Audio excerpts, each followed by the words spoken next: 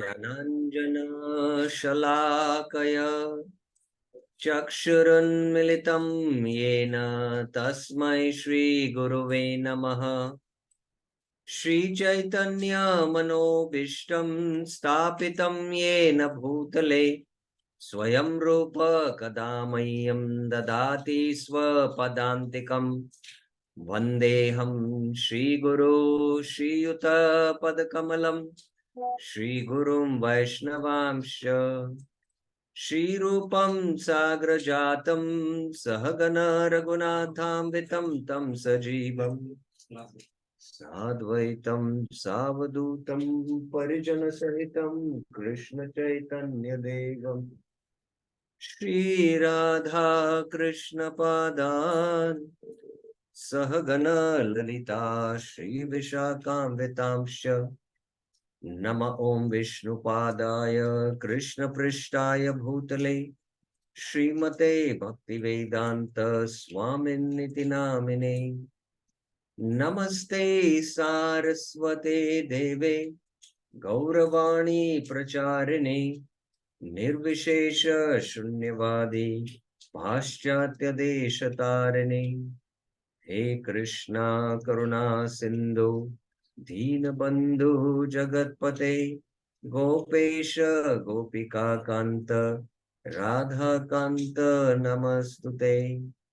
तप्त कांचन गौरांगी राधे वृंदावनेश्वरी वृषभानुसुते देवी प्रणमामि हरिप्रिये। वाञ्छाकल्पतरुभ्यस्य कृपा सिन्धुभ्य एव च पतितानां पावनेभ्यो वैष्णवेभ्यो नमो नमः।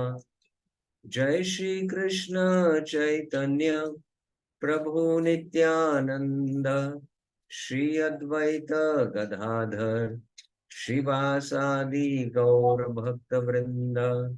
हरे Krishna Krishna Krishna Hare Hare Hare Ram Ram Ram Hare Hare. Hare Krishna. So welcome to the Sri Manah Siksha series every Friday, Saturday and Sunday morning. We have been discussing text 5, Asacheshta Kashtaprada Vikata Pashali Diriya. And especially we have been discussing the commentary of His Holiness Bhakti Vigyan Goswami Maharaj. Today probably is the last class on text 5. We have covered the themes about the first theme in paragraphs 1 and 4, Asat Cheshta, Kashta Pradana. Asat Cheshta, the Cheshta which is based on Kam, Adi, Kashta Prada it is. And what is this Kam?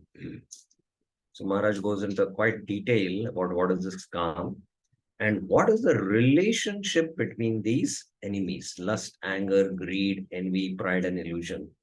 This is where we were discussing, and to establish that relationship, Maharaj discusses the 8-step yoga of descending process. Dhyayato Vishayan Pumsan Sangaseshu Pajayate Sangat Sanjayate Kama Kamat Krodha Vijayate Krodhat Bhavati Sammoha Sammohat Smriti Vibrama Smriti Brahmshat Buddhi Nashat Pranashati. So here through this verse, Maharaj establishes the connection, how calm is set into action and how lust enters the intelligence when we start making the plan, and all the psychological physiological mechanisms which get activated when there is sangha, desire, which appears in the intelligence, and then it appears in the senses, and then there is a huge energy burst of calm. So this is where we were discussing in our last class, and calm, when it is not fulfilled, when obstacles are created, it creates krodh. It creates krodh. And krodh is Kamanuga, the younger brother of Kam. And when Kam is satisfied, then it creates lobh. And now we were in the discussion of how, what is this? Moha. The moha is such deep that it makes us forget ourselves to such a degree that we kill someone who is also dear and near to us.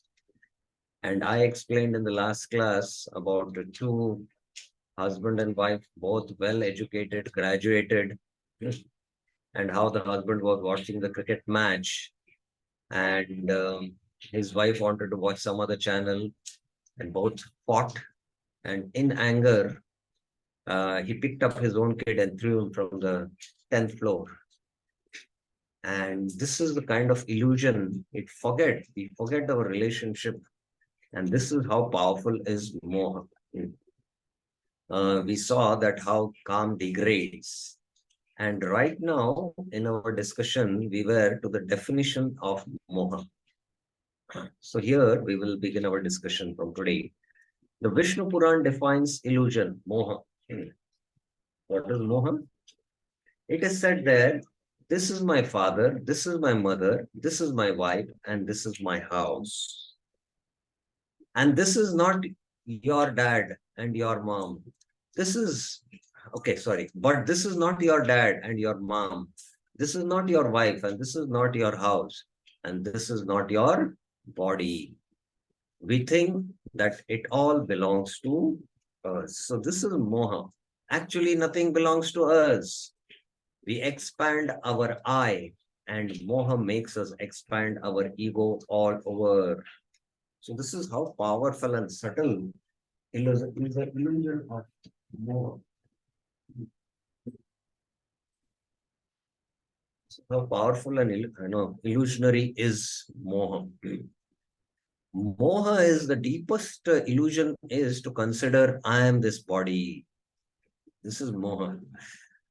We are studying the kingship between Kama, Krodha, Lobha, Moha, Mada, and Matsarya. We are studying that relationship. We saw Kama to Krodha, how when Kam is not satisfied leads to Krodha. When Kam is satisfied, it leads to Lobha. And the Lobha puts us in such a Moha. It puts in such an illusion. What comes after Moha? Mada means pride and madness. So after Moha comes Mada, pride, madness. It is madness when you say, all this wealth belongs to me. Out of pride, you say. We start to be proud. All this is mine. This is mine. And that is mine. I have so many things and they are all mine. So when we start speaking like this, then this is how mother, moha, transforms into mother. So what is the genuine humility of the soul is nothing is mine. Only Krishna is mine. He only possesses Krishna. So somebody who only says my only property is Krishna, and Krishna is also the property only of his devotees. And he is called as Akinchana Vidyaya. Namo Akinchana Vidyaya, Nivritta Gunavrittaya, Atma Rama Shantaya, Kevala Pate Namaha. One who is Akinchana, who doesn't possess anything in this world, but only possesses Krishna, he is, not having this pride, but having genuine humility. So we start to expect that all others should respect and honor us because we have become very important. Because I possess all this, I am very great man. So everyone should respect and honor me. But one who possesses Krishna, he doesn't expect others to respect, but he respects everyone. He doesn't expect honor. And he is at that platform, Trunadapi Sunichena, Tarorapi Sahishnunam, Amanina Manadena Kirtaniya Sadari. We cannot tolerate even the slightest humiliation.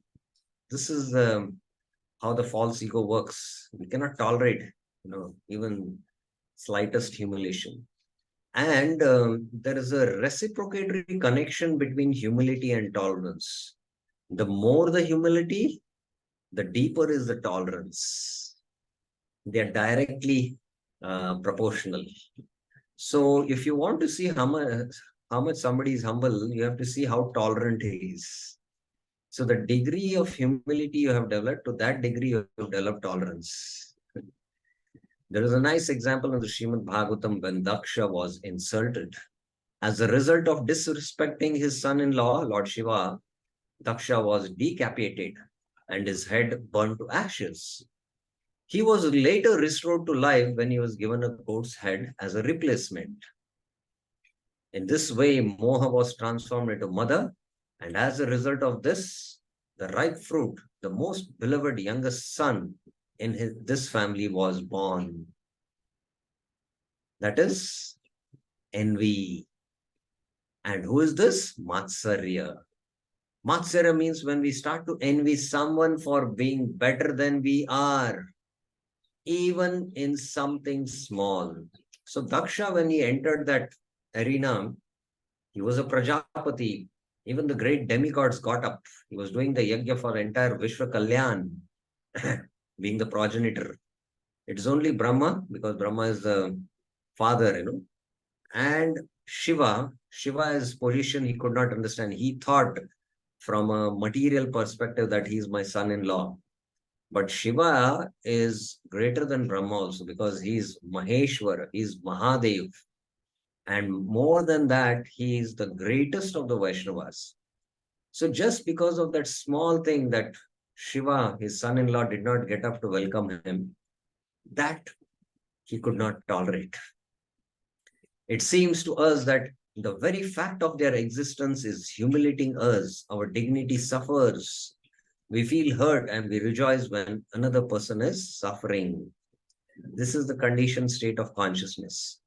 When someone is suffering, we do not show it, of course, but inside we think, Krishna has punished him. So this is how inside we think.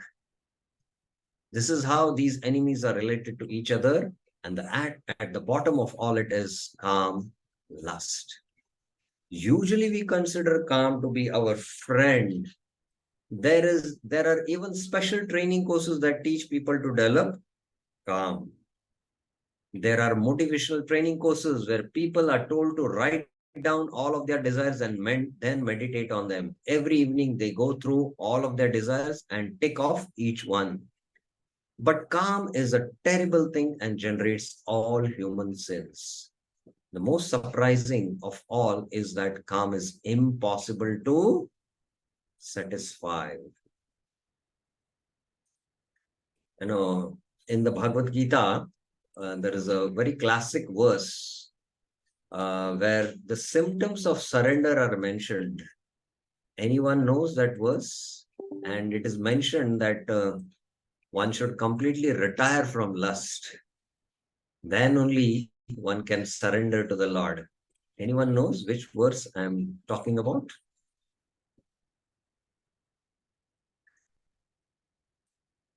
Anyone would like to guess which verse? Yes, Rasparani Mataji. Hare Krishna Prabhuji, Dandavad. Is it by any chance 12th chapter Nirmamo Nirahankaro Samadukha Sukshami, that? Yeah, Nirmamo Nirahankara. That are the qualities he has already developed. But it is the 15th chapter, 5th verse. Nirmana Moha Jitasanga Dosha. Adhyatma Nitya Vinivritta Kama. Nivritta Kama means, he is completely retired from lust. And Vinivritta means Vishesh Nupena Nivritta. Disassociated from lust. So this is the quality required for one to surrender. So we should have that realization that calm is impossible to satisfy. And the classic example, the extreme example in the Bhagavatam is Hiranyakashipu.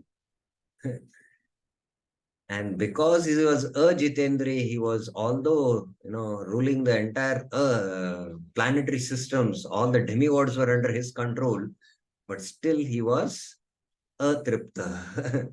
Atripta. Even if one has everything, one will not be satisfied. Therefore, Krishna calls this enemy calm, voracious, devouring everything. Maha Ashnaha. Maha Ashnaha. It is all devouring. Kamesha, Krodesha, Rajaguna Samudbhava, Mahashano Mahapapma, Vidhi Varinam.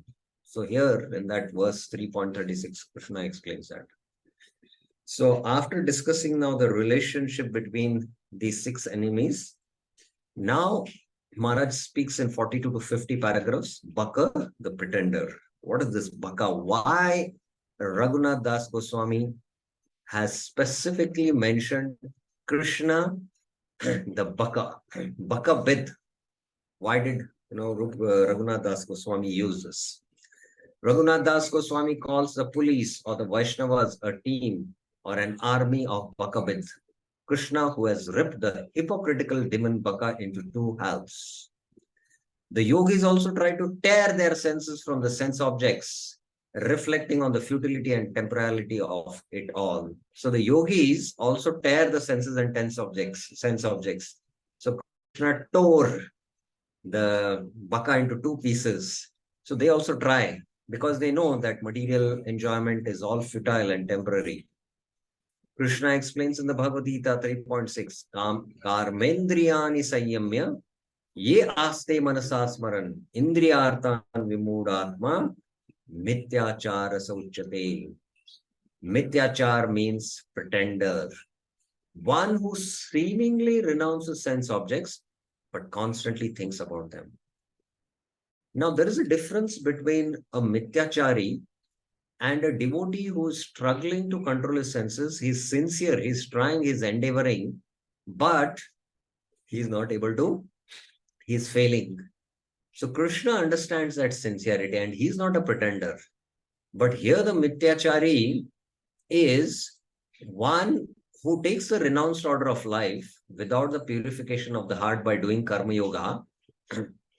And externally he shows that he is very controlled, but internally he is always meditating on enjoying the sense objects.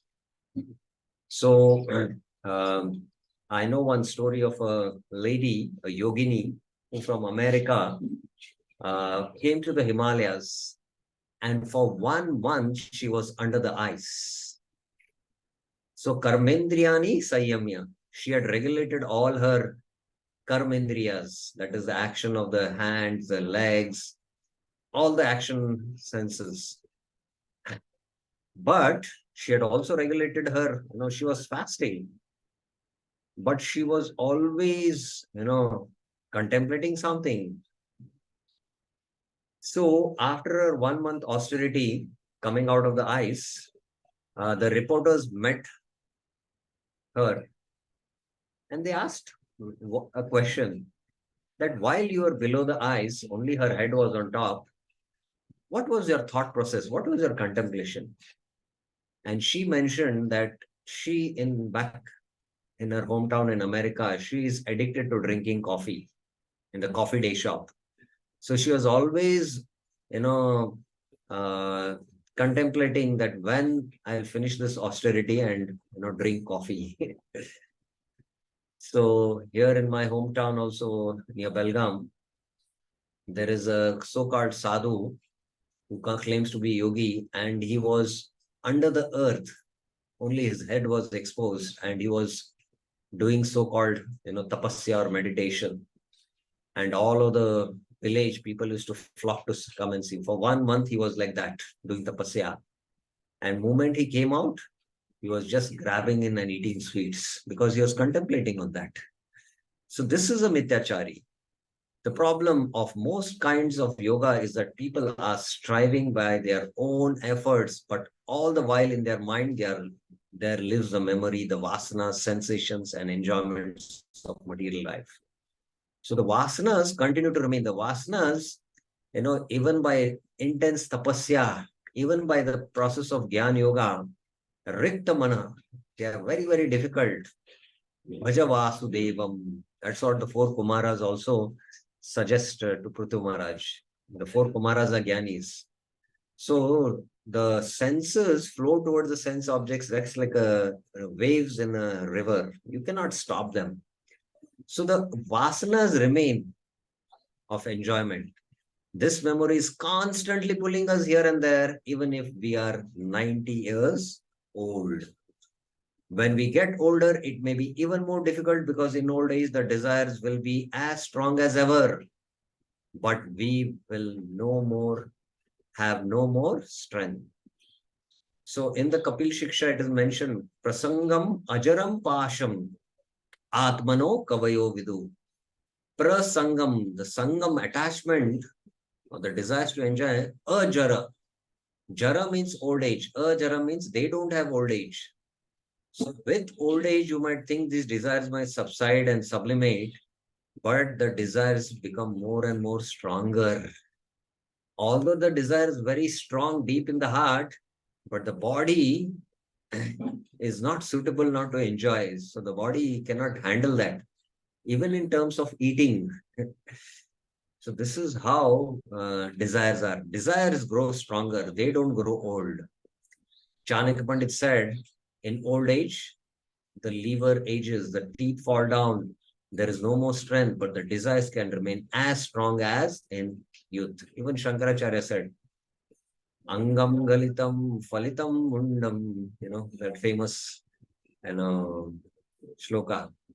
Externally, we may seem completely renounced. Our eyes are closed to the facilitated thinking. We are sitting in a lotus pose, externally chanting with our tongues, but the mind is enjoying. What happens in this case is most important. The samskars or vasanas which remain in the mind grow stronger. Sometimes people think that if I give up something, then gradually this samskar or memory of past pleasures will diminish. To some extent, that is what happens, but only if we do not meditate on them. Meditation activates that samskars which are there within, but they are there lying. But meditation is what activates dhyato vishan pumsan. If we dwell on them, the samskars grow even stronger. And especially when the stimulus comes from outside, the samskars get activated within. And when the stimulus comes from impressions which are already there within us, and just when the mind, goes into that memory lane, suddenly the samskars get activated. So both ways it happens. At some point, such persons break down and start trying to enjoy as much as they can. They have been tolerating it, but their samskars have been growing stronger and stronger, and finally such persons get into trouble. That's why even in old age, the desire for sex doesn't reduce and it grows. That's why uh, even people who are very old and the body is not cooperating, but still the desire, sex desire is so strong that, what all they do. For example, someone who fasts without any real reason at some point loses control and begins eating everything. So artificially also devotees doing this, I have observed that once a devotee told me that for 1 month, he's attached to eating sweet rice. For 1 month, he was fasting from sweet rice. But at the end of the month, he had told his wife to cook a lot of sweet rice. And to break the fast in the morning, they just jumped into the, feast and just started galloping only sweet rice and nothing else they ate. So whatever that 1 month fasting you have done, you lose that when you do this. So this is artificially trying to, fast, which, ultimately when you restrain the senses very strongly for a long time, and the more you restrain and pull them internally, the more force they, jump back into the sun's objects. Therefore, Srila Prabhupada said that instead of fasting, it is better to eat something. He said that rather than fasting on Ekadashi, eating nothing all day long, but thinking about food, you would better eat something and not think about food. So on Ekadasi, if you're fasting and constantly meditating on the food, then that fasting has no value. If you're constantly, forget about, the needs of the body and you're absorbed in the meditation on the holy name and studying Shastra, then it is better recommended. Otherwise, in the beginning, if you are doing, constantly thinking about food, then that fasting is of not much value. I remember one devotee on the Pandav Nizal Ekadasi, especially in North India, he was fasting without water and he was feeling thirsty. So in a day, 20 times he took bath just to, feel the, coolness of the body. So whole day is just absorbed in, how to cool my body. So what is the point in doing such a fasting? Therefore, Raghunath Das Goswami says, Krishna Bakabid. Baka is Bakasura. Baka means a heron. Heron means a demon. That heron is figuratively a yogi. So he's a demon in the guise of a yogi. So sometimes the desires seem to be, desires which are conducive to devotional life, but they are asakcheshta. And that's why he's, Raghunath Das Goswami is saying Bakabed. It demonstratively stands on one leg, elegantly holding up the second leg. It has no problems whatsoever with keeping balance. On one leg, like a true yogi, it meditates with completely closed eyes. However, as soon as a frog jumps, the heron eats it up. Again, it meditates and again it looks completely self absorbed, eyes closed, standing on one leg. That is why Baka means a cheater. Baka means a cheater. I am sitting with the devotees taking prasad. I have greed for prasad. It's okay. At the beginning stages, we have greed for eating prasad. Especially, I have greed for eating some nice halwa and sweets. And there is halwa being served. And I have a lot of greed. I want more, but I will think, oh, what will others think? You know. So, what I will do, I'll take a little bit, but then, after the prasad is over, I come back and then carry in my bowl some more of the halwa and go in the room and eat. So that's why sometimes, we should be sincere and honest, tell other devotees, I'm feeling that I want to eat more of halwa. So can I take? So take, be sincere and honest. So sometimes this baka in the form of a cheater is always residing in us. And we have to be very careful and very, very honest and very sincere. In his purport to Bhagavad Gita, 3.8, 3.6, Srila Prabhupada says that it is better to be a honest householder than a cheating meditator. People are trying to meditate, to externally withdraw from the sense objects, but if the material desires within remains, they turn into charlatans and nothing good comes out of it. Another example from Srimad Bhagavatam is Saubari Muni.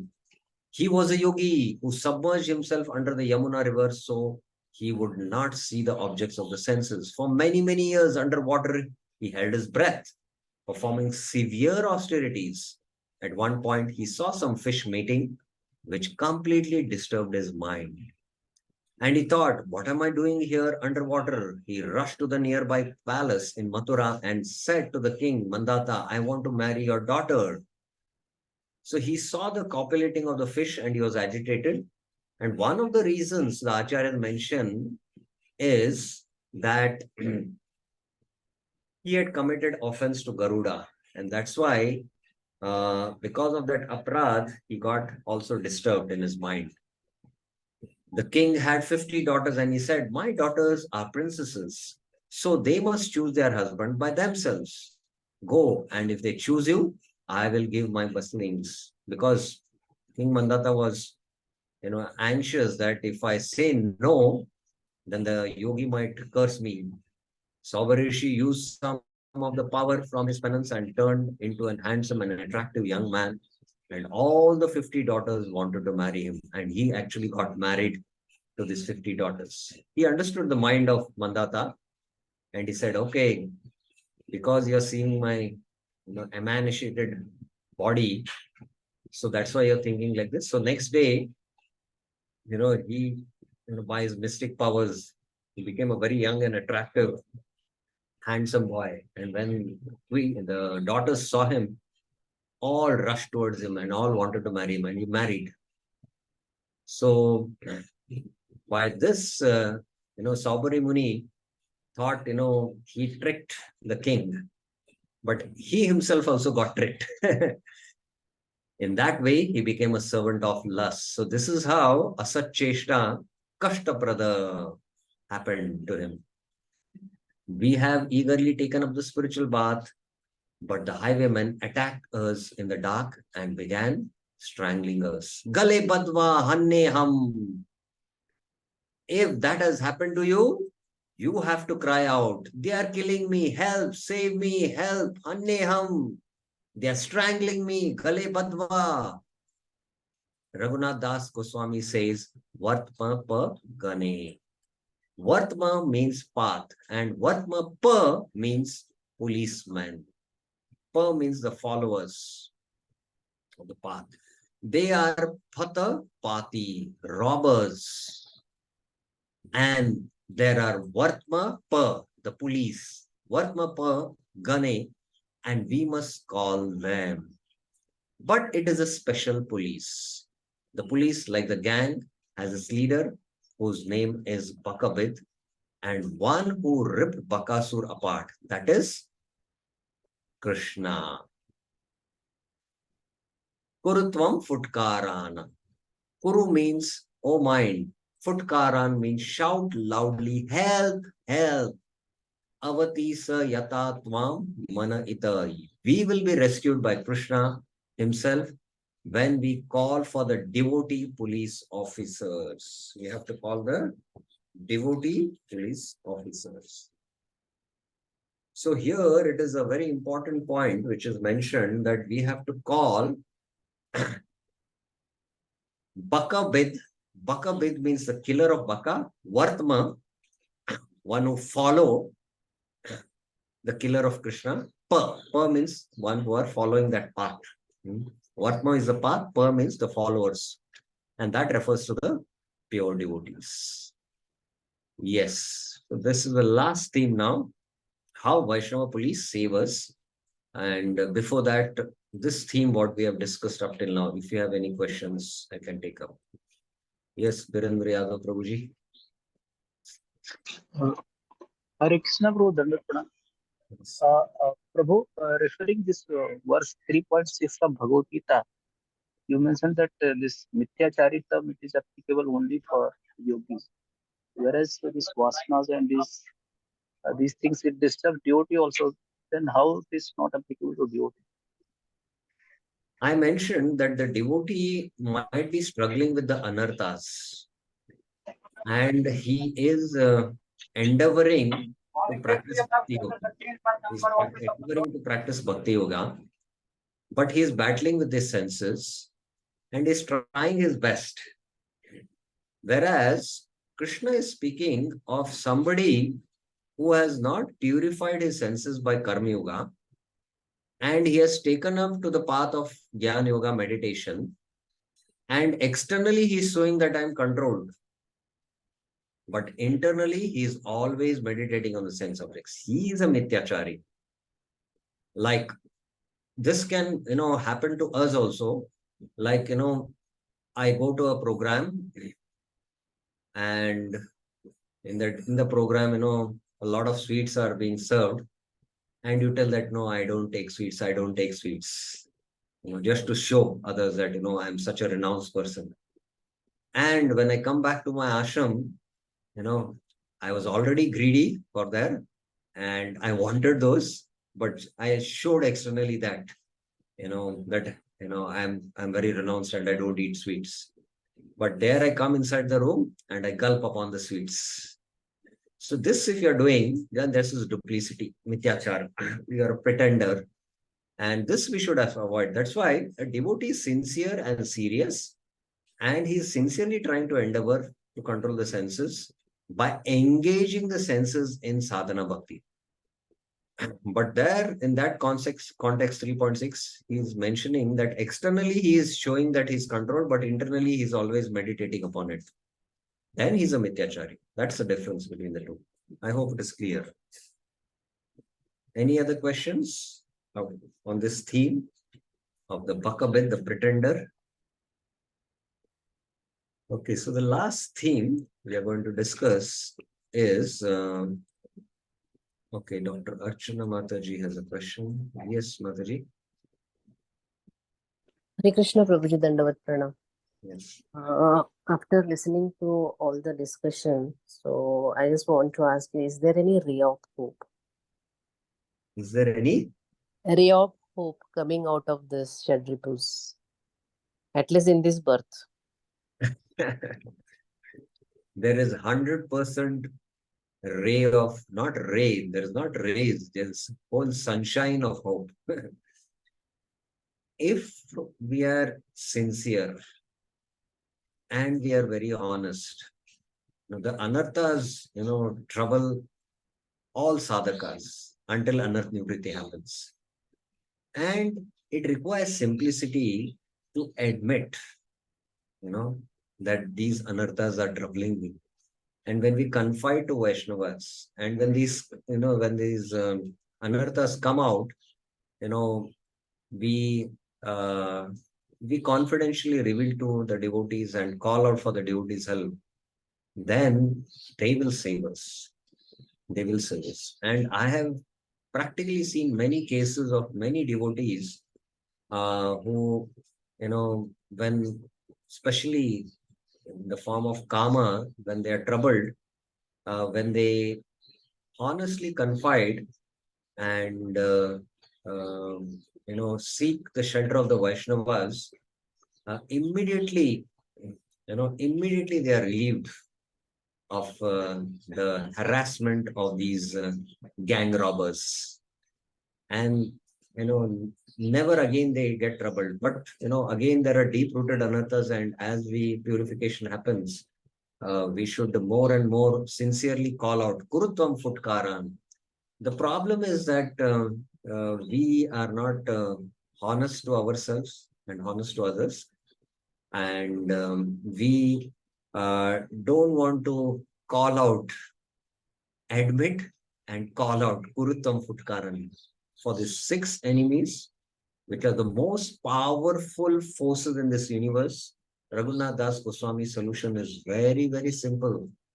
You just have to call out Kuruttam Futkaran to the devotees of the Lord, and they will help you to become free from these 6 gang robbers who are actually strangling us. One has to recognize that I'm Gale Badwa, Hanneham, they're killing me, call out. Just cry out, and then they will, they will save us, definitely, for, absolutely no doubt about it. So there is full hope, 100% hope is there. Is it okay, Mataji? Yes, Prabhuji, thank you. Okay, let's go to the last theme, how the Vaishnava police, which was spoken, Vartmapa Gane, how they save us. Raghunath Das Goswami says that when we are overcome by these enemies, we must shout for help, crying, they are killing me, they are dragging me to hell, I'm in trouble. We must call the Vaishnavas who will save us. Yeah, that's what I was mentioning, and this is the theme. He says here that we can actually save us in the society of Vaishnavas. There was one devotee friend of mine who used to take very addictive drugs over many years. He became a devotee, and for some time he stood firm. But then he gave in again, and also started to deal in drugs because addicts like to get others addicted as well. He was sent to prison for 3 years and then released. This devotee came to one of our festivals. When I saw him, I went up to him and started asking how he was doing. He said, as long as I am here with the devotees, I do not want anything. I feel no desire, and it's nice. But I know as soon as I leave here, I will get addicted again. So this is how, devotees are our only shelter. This is what happens if we meditate on the sense objects. At one point, our desire will grow so strong that we can do nothing but cast prudence to the wind. Therefore, Raghunath Das Goswami says that conquering the enemies headed by lust is not going to work by our own efforts. So this is first the realization we should have, that these enemies are powerful forces in this universe, and with my efforts, it's not going to work. Just like, you're in a boxing arena, you're a kid, a 5-year-old kid, and there is a boxer who is hefty and strong, well built. How you're going to win over him? You have to cry out, Father. Father who is very, very strong can come and protect you. So similarly, you have to cry out to Krishna's devotees. We have to call to those who can save us from hypocrisy, to those who can serve the Bakabid, the one who can rip the hypocrisy within us into two. We must remain in the association of devotees. When we are with the devotees, all problems are solved. Lust goes away, material desires go away, and the only desire that remains inside is to serve Krishna and his devotees. To be constantly situated at the lotus feet of the Vaishnavas is the only safe place in this world where we can feel fully protected against all enemies. So this is our, hope. And this is what we should always, understand. And one should always have this, we were speaking in the first verse, how, we always identify ourselves in relationships. This is my husband, this is my wife. So in order to develop a spiritual personality, we have to relate to Guru, Goshte, Goshtaleshu. So similarly, I am under the care of this Vaishnava. I am under the shelter of this Vaishnava. So this is how we should identify. Because only by being under the shade of the lotus feet of the Vaishnavas, we can be fully protected from the enemies.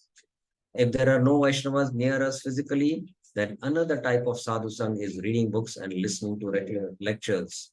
Hear their words, read what they have written, and think about the verses they have left for us. So this is also very powerful association. Doing this will give us strength to resist most frightening and powerful enemies that we have inside. Therefore, thanks to modern advances, we can be with the Vaishnavas 24 hours a day. So we should use modern technology, although it is like a double-edged sword. So we should, anything, modern technology has its good side and the bad side. And we have to, utility is the principle, but how we utilize always in connection with Krishna.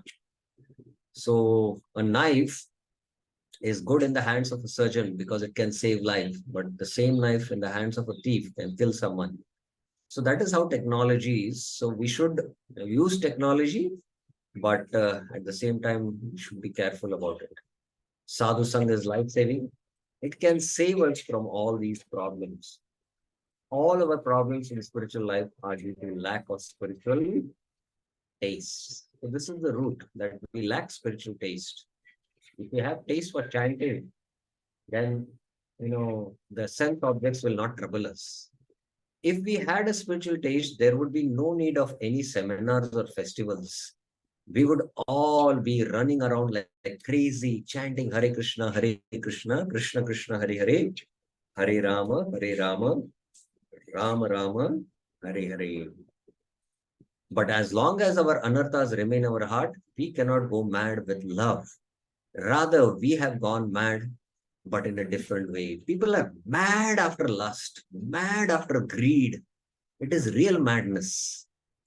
So mad we have to become, either for Maya or Krishna. That spiritual madness will lead to, the real happiness, eternal happiness, but this will lead to eternal, samsara chakra. That's the difference. Rup Goswami and Sanatan Goswami would run around Vrindavan with hearts overflowing with love. Our heart is also overflowing with love for material objects, lust. What prevents us from relishing this taste are the anarthas. So I mentioned anarth nivritti is the phase which we need to cross, these 6 anarthas. But when we meet a sadhu, they help us to develop taste for sadhana bhakti. So in the association of the sadhus, bhajaneshu spruha. Spruha means a desire that I also want to perform bhajan. I want to also become a Krishna bhakta. This is the effect of meeting a sadhu. Now Maharaj told us a story. The following story about Jivan Thakur is very enlightening example for this principle. Jivan Thakur was a very pious man who lived his whole life in his village during the time of Sanatana Goswami. He was engaged in some spiritual activities, but he was very poor. When he grew old, Jivan Thakur decided that he would not be able to live in such poverty anymore. He came to in Kashi, Banaras, to see Vishwanath, a powerful deity who fulfills all the desires of those who come to him. So Jivan Thakur prayed to Lord Shiva in the following way: I have been worshipping you all my life. All my life I have remained poor, and now I am too old to be poor. Make me rich at least at the end of my life. At least in the end of the life, I want to, enjoy. So one lady, doctor, she mentioned to them that all my life, I have worked very hard day and night, taking care of my children. Now I want to be retired, and she had amassed a lot of wealth. So now I want to see the whole world. So in old age, she started making world tours,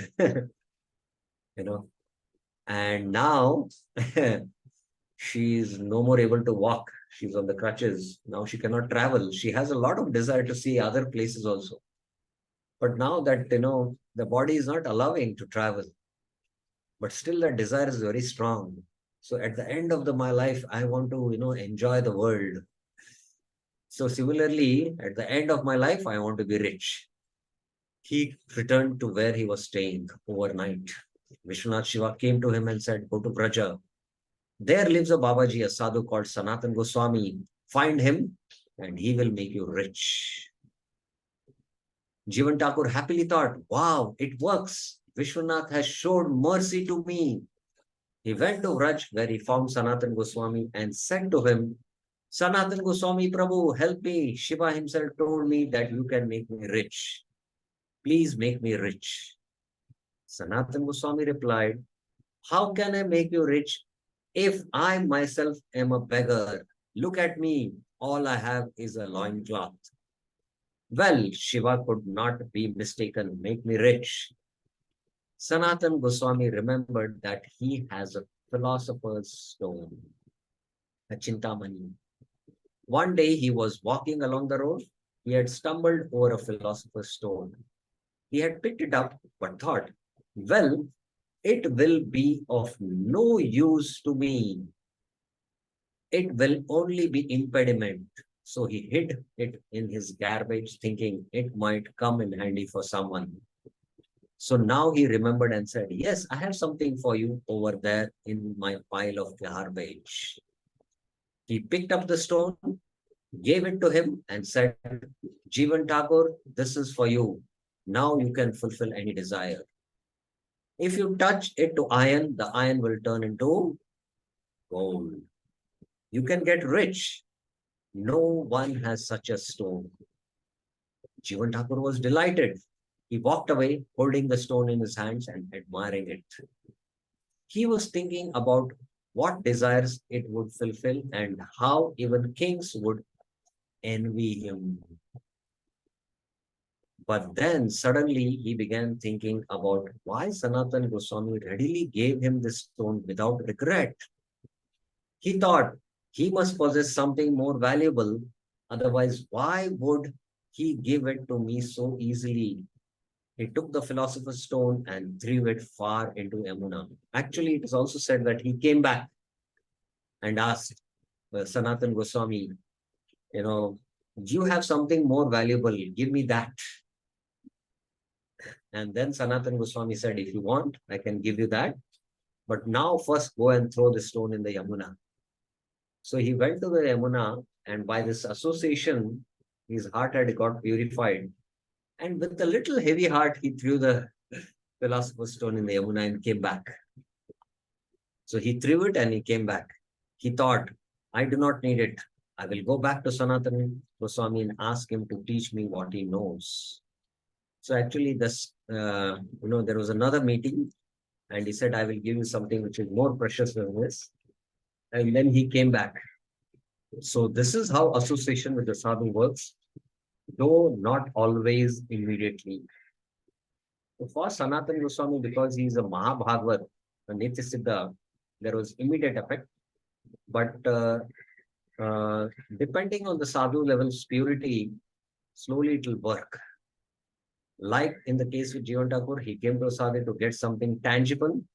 Instead, he got an instant of association with the sadhu, and that instant of association impressed him in such a way that he began thinking, why is he so happy? He is wearing nothing but a loyal cloth. Why is he so happy? He does not need that philosopher's stone, the greatest jewel of all. Why had he thrown it into the garbage pile? So at some point, he felt relieved because calm had gone from his heart. Greed had gone, lust had gone, everything else had gone from his heart. That is the effect of sadhu sangha. That is the effect of sadhu sangha. When Rupa Goswami explains the mechanism of this influence of the devotee, he quotes Hiranyakashipu, who says that our mind is like a crystal, and when something comes closer to that mind, it gets reflected there. Even Shivram Swami Maharaj explained this. Rupa Goswami says that when we approach a sadhu, the qualities of the sadhu begin to be reflected in our minds. We begin to feel a pale shadow or a shade of what the sadhu feels. So here Raghunath Das Goswami says that if lust is strangling you, call the Vaishnavas, call the sadhus, and you will immediately feel relief. You will immediately feel relief.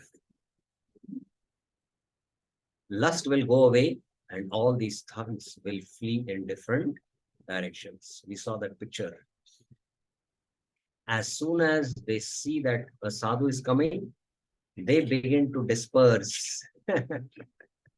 They begin to disperse. They run away in fear because Vaishnavas, as Raghunath Das Goswami calls them here, are the police who guard the spiritual path. Now, I have one experience which I would like to share. It's many years back that I had gone to pick up a sannyasi from the railway station in Goa. And we picked him up from the railway station, and myself, the driver, and the sannyasi and his servant, we were sitting. The sannyasi was sitting in the front seat along with the driver, and me and the sannyasi servant were on the back side.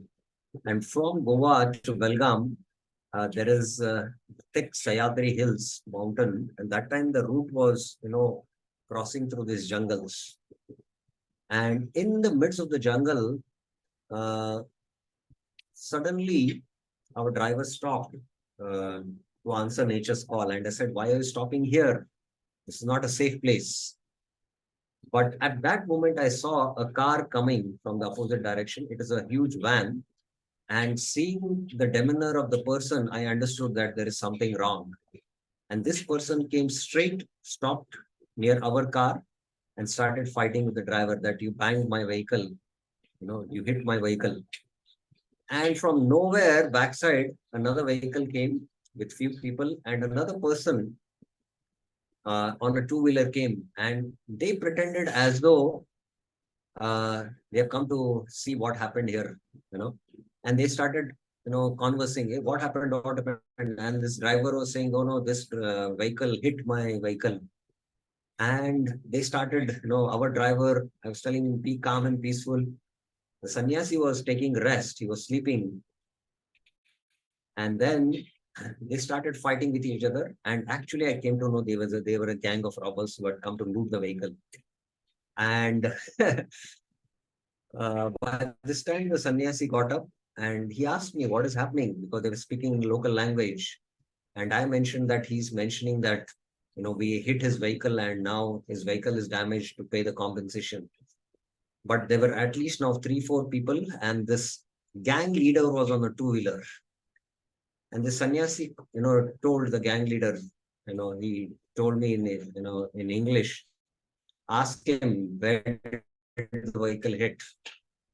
And then the driver did not have answer because he was telling a false thing. And then he told him, what are you carrying this vehicle? So when we asked him, then he had no answer.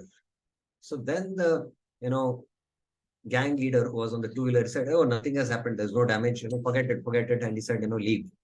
And because he understood that the sadhus was there, he said, better not to loot this vehicle. And then we reached back to our temple.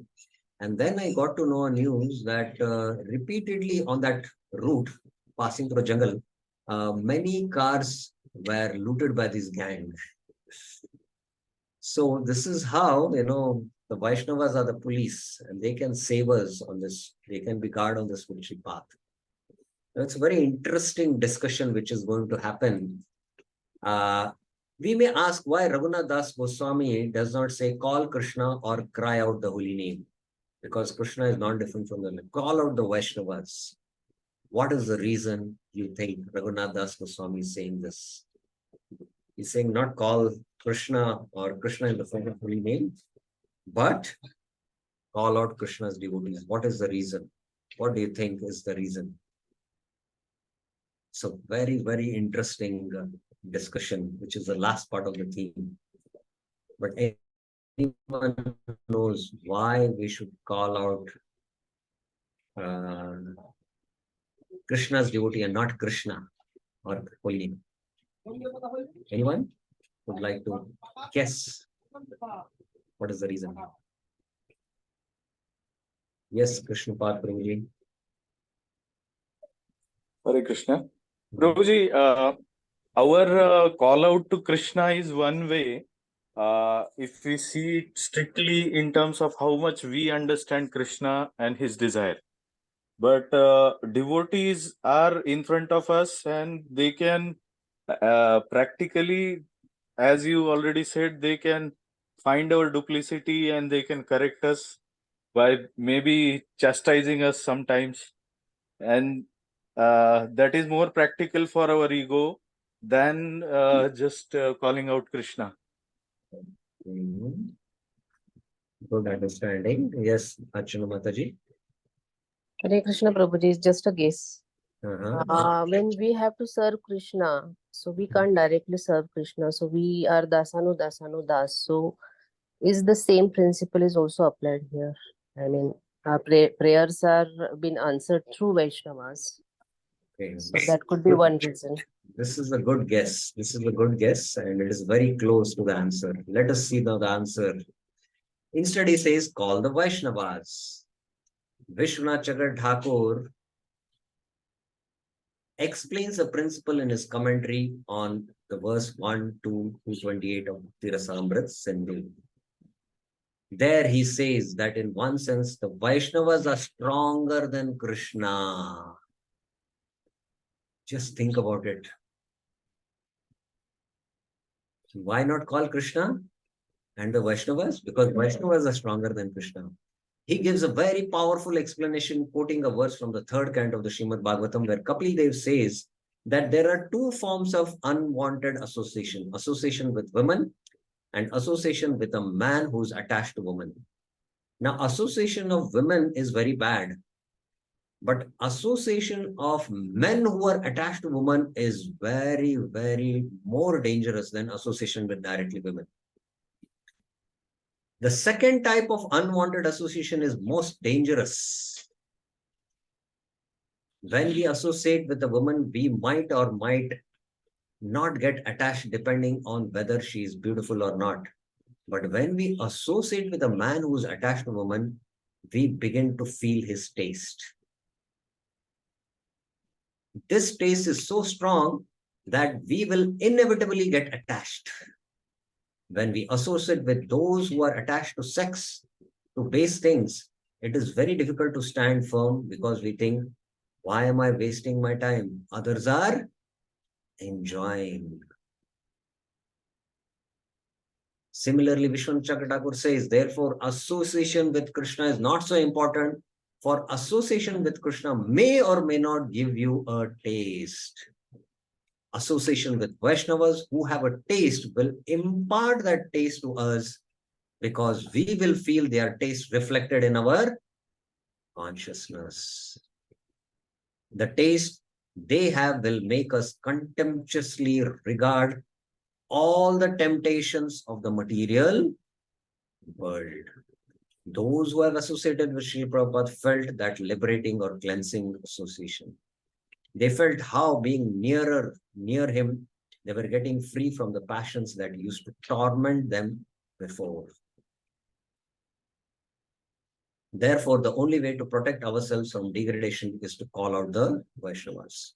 So the logic here, based on Vishwanath Chakravarti's commentary on the Kapila Shiksha, is that association with women is bad, but association with men who are attached to women is very bad. Similarly, the opposite holds true. Association of Krishna is good, but association with those who are attached to Krishna, that can 100% lead us to attachment to Krishna. That's why better to call Krishna's devotees than Krishna. So our desires are not linear. Our desires are triangular. If a desire for, okay, let me go and have a pizza or a burger comes in, you might say, okay, who is going to go alone and sit, and wait for the order? But another friend comes, oh, let's have a pizza. And that desire now, which has, stimulated by this sangha of a friend, it immediately gets activated. Let's go, he said. So that karma which was there, which was linear, when it becomes triangular with sangha, then you go for it. So those who are men who are attached to women, when we associate with that, that is dangerous. Similarly, those sadhus who are attached to Krishna, if we associate with them, then it will definitely work. It will definitely work. That is the logic. I hope you got it. And if there is no great Vaishnavas, we must call the ordinary Vaishnavas. If there are no ordinary Vaishnavas, we must call the lowest Vaishnavas, and even they can teach us their taste. Therefore, when we associate with devotees, we must not in any case take them for granted. This is a sangha that will help us free from all vices and purify our hearts. Never under any circumstances should we offend the Vaishnavas. The Vaishnavas are our saviors. So having understood the glory of the Vaishnavas, the sangha of the Vaishnavas, who can save us from material existence, we should never commit offenses to such Vaishnavas. The Vaishnavas are those who give us freedom from lust, envy, anger, greed, illusion, and pride. They can save us and they can free us. Therefore, we must at every moment of our lives thank Srila Prabhupada for giving us the opportunity to associate with Vaishnavas, to come to festivals and together engage in sadhana, being able to chant Hare Krishna, Krishna Krishna, Hare Hare, Hare Rama, Rama Rama, Hare Hare. The main lesson of this verse is that Vaishnavas can give us a taste, and there is no other source for that taste. The only source of spiritual taste is the heart of a Vaishnava who has bhakti. Even bhakti, Bhagwan doesn't give. Bhakti comes from the heart of his pure devotees. Bhaktya sanjayate bhaktya. So that ends the discussion of his Holiness Bhaktivinoda Swami commentary on verse 5, which are speaking about how to become free from these 6 enemies headed by Kam. Now, the next verse is a very interesting verse. Although one might conquer the 6 enemies in the form of lust, anger, greed, pride, and envy, but there is a still subtler enemy in the form of duplicity. So how to become free from that duplicity? What is the solution Raghunath Das Goswami is going to give, that we will see from next class onwards. Okay, Rasparani Mataji, you have a question?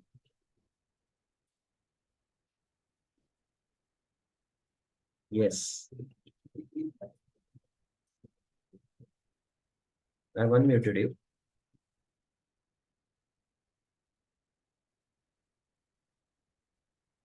Hare Krishna. Hare Krishna, Prabhuji. Yes. Can you hear me? My Yes. internet is a little bit unstable. Yeah, very clear. Very My clear. question is, when we say that we have to call out for Vaishnavas, and whenever the result of the offending of Vaishnavas is being discussed, but when we see, when we hear about examples where there has been a offense to the Vaishnavas and what has been the result of that particular devotee or whatever. So in such a case, when this thing happens, what is the hope for that devotee? Because it is very difficult for that devotee to come to his senses and understand what he has done maybe. So in such case, what is the hope for that devotee if this thing happens? Yes. So the Vaishnava association works two-way. Vancha kalpatarubhyasya kripa sindhubheva cha patitanam pavanebhyo Vaishnavebhyo namo namah. So Vaishnavas can purify us. Patitanam pavanebhyo. Pavan means to make purified. And that's why I offer my respect to the Vaishnavas. So in the association of Vaishnavas, we should, have association in a healthy association so that we can purify through that Sangha. But the association of Vaishnavas, only in that association, if we commit offenses, then instead of uplifting, we can get degraded.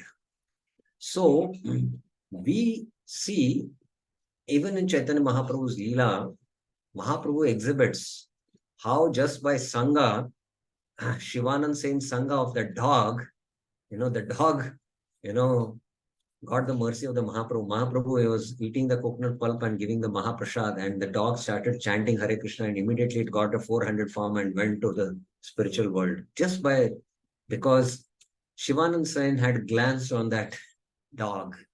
He considered him as a Vaishnava and he was taking care of him.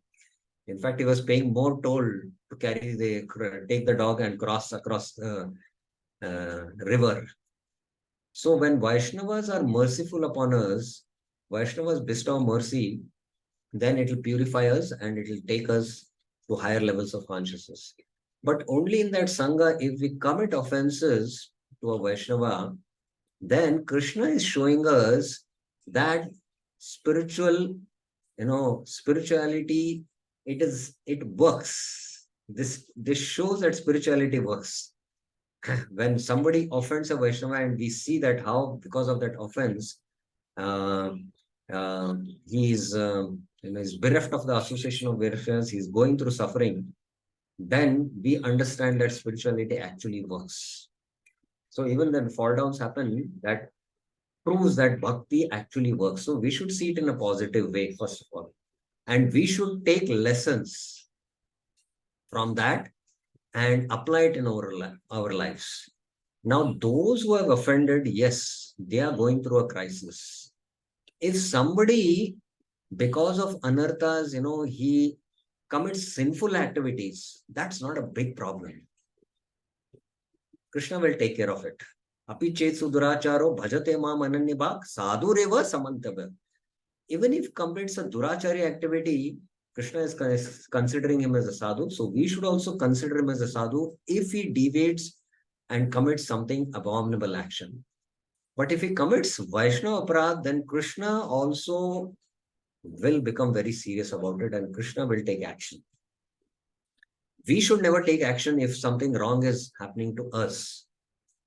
We should just tolerate and accept it as Krishna's mercy for our purification. And we should never, counteract. But those Vaishnavas who have committed offense and they are now bereft of association of devotees and they're going through the sinful, offensive reactions for their, offenses, they really go through trouble. And only if they take shelter of a very advanced devotee and they are not critical, and slowly, by the instructions of that advanced devotee, they rectify their mentality and slowly again begin to slowly come in the association of devotees, then they can take up to the bhakti process. If the offense is very grave to a very advanced devotee, then it can completely uproot the bhakti lata bleach, and they might go back into material life and engage more in material activities. In fact, it is said that Narayan himself, in that heart of Vaishnava, will implant material desires, and he will go back to material life and back to material enjoyment, and he will be completely bereft of association. So it becomes difficult for him to come back, because that acts as a very great stumbling block to even approach the Vaishnavas. But if the offense is not so severe and it can be rectified, he should firstly stay away from the association of devotees and be repentful, and only advanced devotees can slowly help him to rectify and come back in the association. That's the only hope. Is it clear, Mataji? Prabhuji, yes, I have two follow-up questions on this. One is that if a devotee falls down like that, does this thing of Neha Bhikramanashusti apply to him because he has done bhakti in the past? That is one question. And secondly, now that he has fallen down and he has done offense to the Vaishnavas, it is, there is an element of pride. So would there be what is the hope that he will really repent? It will take such a long time, or it may not come. Then, in such a case, though the remedy is there, he may not be inclined to take the medicine or the remedy, is what I'm trying to say. So, in such a case, what is the hope, or what can others do, or what can, because when we see such devotees, sometimes we see somebody who's near us or whatever. So in such case, how can we help that person? Yeah, this is a very elaborate topic, and time doesn't permit us to discuss this in this, only that one point had come here. But in essence, what I would like to tell is that once the Vaishnava commits a very severe offense, his bhakti lata is uprooted from the root. But bhakti is eternal now, but it cannot manifest. Just to give an example, you're driving a car and there is some damage to the car, still the car can go ahead. You can still, carry forward your journey. So similarly, there is some papa, which the subtle and gross bodies get affected. You can still practice your bhakti. But committing in Vaishnava aparadh is like, you have been given an injection and you're completely, put to sleep. So neither the car is moving, nor you are, you are in state of coma there. So the aparadh immediately affects the soul, whereas papa affects the subtle and gross bodies. So that's why for especially a very grave offense to very advanced devotees, this is how Vaishnava aparadh works. That is why it is compared to a mad elephant offense. So it will uproot, and because of the gravity of the offense, he is now put to sleep. And that's why he cannot perform devotional activities. And it takes long time, sometimes many years or lifetimes also, where he has to go through those reactions where again, by the mercy of the sadhus, he might get sadhu sangha, and then slowly with that sadhu sangha, he'll have to start his bhakti. So that is how it is. And that's why one should be very careful about it. But now in the case of us, we should, pray. Vaishnava's prayers the Lord will hear, and we can pray for him. And I know many cases of, devotees who have left Krishna consciousness, and it is the case. It's a practical fact which we have seen, that they leave Krishna consciousness and the other devotees are still very favorable to them and they pray for them. So then Krishna might, slowly rectify them from within. give them the intelligence, and then, it takes time to heal. So that's why offensive reactions because of aparadha are so severe. Sinful reactions are not really a big issue. That's why we have to be very, very careful about it. Okay, last question, Krishnapad Prabhuji. Hare Krishna. Yes. Prabhuji, I had heard in one of the lectures of His Holiness Radhanath Swami Maharaj that sinful activities or a sinful heart actually becomes very much hard, and that hard-heartedness may, when we are in association of devotees and we are hard-hearted, we may offend. So, in a way, sinful activities also may lead to Vaishnava aparadha. Is it correct understanding? No, there is a difference between the two. In our Vaishnava Ninda, we discussed a lot in detail about it. See, when you commit offense, aparadh, that is different. And you're struggling with the vasanas and you commit actions based on the vasanas which lead to sinful reactions. There is suffering. When you commit offense, there is, sinful offensive reactions. And when you commit sin, there is sinful reactions. So both are sufferings, but the gravity of suffering is very, very, very, very different for both cases. And it requires, fine discrimination to understand whether these suffering is coming because of my purification happening because of practice of Krishna consciousness and because of my, sinful activities, or the suffering is coming because of aparadh, So one way to recognize this is, and I've experienced that sometimes devotees go through a lot of suffering, but they continue with their devotional services and devotional practices, although they are going through the suffering condition. But when you commit an aparadh, you are not able to do your devotional activities. You're not able to chant your rounds. You're not able to read, and you've lost that taste. So the hard-heartedness happens mainly due to, aparadh. Of course, outside in the world, people, because they are sinful, they are hard-hearted, and bhakti requires softness of the heart. And sinful reactions also make the hard heart. But that itself is not really a big problem as compared to aparadh. Aparadh makes, that's why it is called as a vajralep. Pap is like a dhulalepi. Just put water and, it will get cleansed. But aparadh is vajralep. Aparadh causes the heart very, very, very hard. And then because of that, you criticize more and you poison others also. And, all that you can do. Even by practice of Gyan, the heart becomes hard because of austerities. So there is difference in all these three things. The hard-heartedness because of sinful activities, the hard-heartedness of a Gyani because of practicing severe tapasya, but the hard-heartedness which comes because of committing offense is very different. It's very different. That becomes a real obstacle in the bhakti, but the sinful reactions by which the heart is hard, that is not really an obstacle, for the bhakti. And that's why even sinful of the sinful people, by taking up to bhakti, they quickly become righteous. Mrigaraj is a standard classic example from the Chaitanya Charitamrita. I hope it is clear. Yes, Suja, amazing. It was not at all clear to me, but it is now clear. The distinction between three levels is quite nicely explained. Thank you. Thank you very much. Srila Prabhupada ki jai. Srila Raghunath Das Goswami ki jai. Shri Manah Shiksha ki jai. So tomorrow we'll begin with text 6.